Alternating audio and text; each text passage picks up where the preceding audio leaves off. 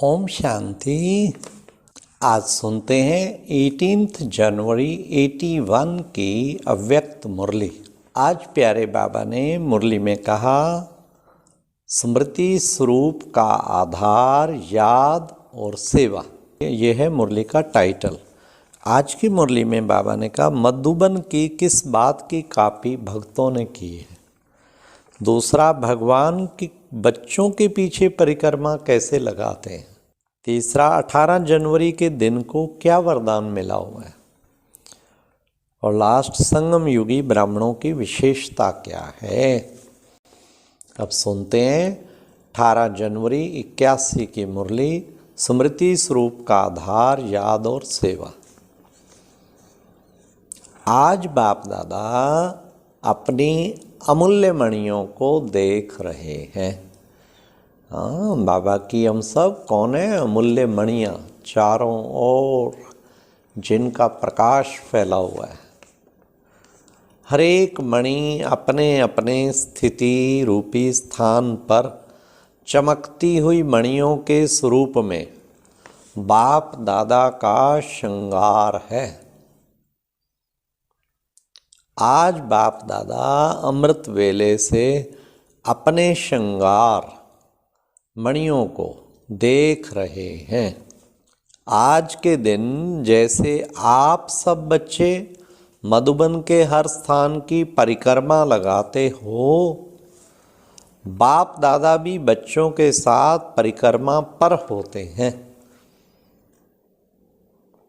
मधुबन में भी 4 धाम विशेष बनाए हैं जिनकी परिक्रमा लगाते हो। तो भक्तों ने भी 4 धाम का महत्व रखा है। जैसे आज के दिन आप परिक्रमा लगाते हो, वैसे भक्तों ने फॉलो किया है। आप लोग भी क्यों बनाकर जाते हो। भक्त भी क्यों लगाए दर्शन के लिए इंतज़ार करते हैं। वाह, हाँ, 4 धाम को कॉपी किया है भक्तों ने भी।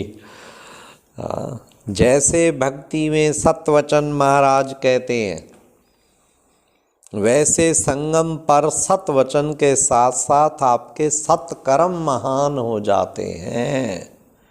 वहाँ सतवचन, यहाँ सत्कर्म, वचन भी और कर्म भी, अर्थात यादगार बन जाते हैं। संगम युग की यह विशेषता है। अब सुनिए क्या विशेषता। भक्त भगवान के आगे परिक्रमा लगाते, लेकिन भगवान अब क्या करते, भगवान बच्चों के पीछे परिक्रमा लगाते हैं। वाह वाह वाह वाह। आगे बच्चों को करते, पीछे खुद चलते हैं।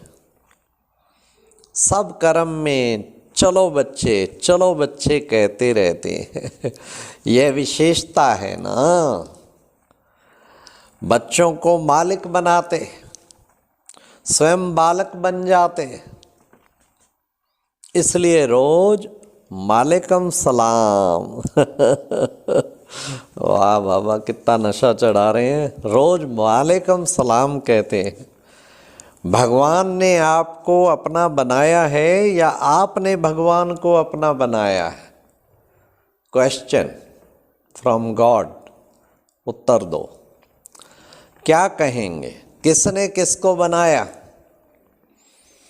बाप दादा तो समझते हैं बच्चों ने भगवान को अपना बनाया। बच्चे भी चतुर तो बाप भी चतुर। जिस समय ऑर्डर करते हो और हाजिर हो जाते हैं। आज का दिन मिलन का दिन है। आज के दिन को वरदान है सदा स्मृति भाव। तो आज स्मृति भाव का अनुभव किया। क्या बाबा क्वेश्चन किया। आज स्मृति भाव के रिटर्न में मिलन मनाने आए हैं। 18 जनवरी पिता श्री ब्रह्मा का स्मृति दिवस है ना। याद और सेवा दोनों का बैलेंस स्मृति स्वरूप स्वतः ही बना देता है। बुद्धि में भी बाबा, और मुख में भी बाबा, हर कदम विश्व कल्याण की सेवा परती। संकल्प में याद और कर्म में सेवा हो, यही ब्राह्मण जीवन है। याद और सेवा नहीं तो ब्राह्मण जीवन ही नहीं। वाह कितना बाबा ने अच्छा बताया। बस याद सेवा, याद सेवा, याद सेवा, सारा दिन एक ही धंधा हो, बाबा को याद करना और बाबा की सेवा करनी है। निरंतर योगी तो फिर बन ही गए। अच्छा, फिर बाप दादा हर बच्चे को सदैव किस नज़र से देखते हैं? बाप दादा की नज़र हर एक बच्चे की विशेषता पर जाती है। वाह, कमियां तो बाबा को नज़र आती नहीं, जानते हुए भी नहीं देखते। और ऐसा कोई भी नहीं हो सकता जिसमें कोई विशेषता ना हो। विशेषता है तब विशेष आत्मा बनकर ब्राह्मण परिवार में आए हो। आप भी जब किसी संपर्क में आते हो तो विशेषता पर नजर जानी चाहिए ना। विशेषता द्वारा उनसे वह कार्य करा सकते हो और लाभ भी ले सकते हो। जैसे बाप होपलेस को होप वाला बना देते, ऐसा कोई भी हो, कैसा भी हो, उनसे कार्य निकालना है। यह है संगम युगी ब्राह्मणों की विशेषता। हाँ, इसमें नंबर 1 बनो। कोई हो, कैसा हो, मुझे उससे कार्य निकालना ही है। ये है संगम युगी ब्राह्मणों की विशेषता। जैसे ज्वाहरी की नज़र सदा हीरे पर रहती है, आप भी ज्वेलर्स हो और आपने अपनी नज़र पत्थर की तरफ ना जाए, हीरे को देखो। संगम युग है भी हीरे तुल्य युग, पार्ट भी हीरो और युग भी हीरे तुल्य। तो हीरा ही देखो, फिर स्टेज कौन सी होगी? अपनी शुभ भावना की किरणें सब तरफ फैलाते रहेंगे। वर्तमान समय इसी बात का विशेष अटेंशन चाहिए। ऐसे पुरुषार्थी को ही तीव्र पुरुषार्थी कहा जाता है। ऐसे पुरुषार्थी को मेहनत नहीं करनी पड़ती, सब कुछ सहज हो जाता है। सहज योगी के आगे कितनी भी बड़ी बात ऐसे सहज हो जाती जैसे कुछ हुआ ही नहीं। हाँ, वंडरफुल। सहज योगी के आगे कितनी भी बड़ी बात ऐसे सहज हो जाती जैसे कुछ हुआ ही नहीं है। सूली से कांटा, तो ऐसे सहज योगी होना।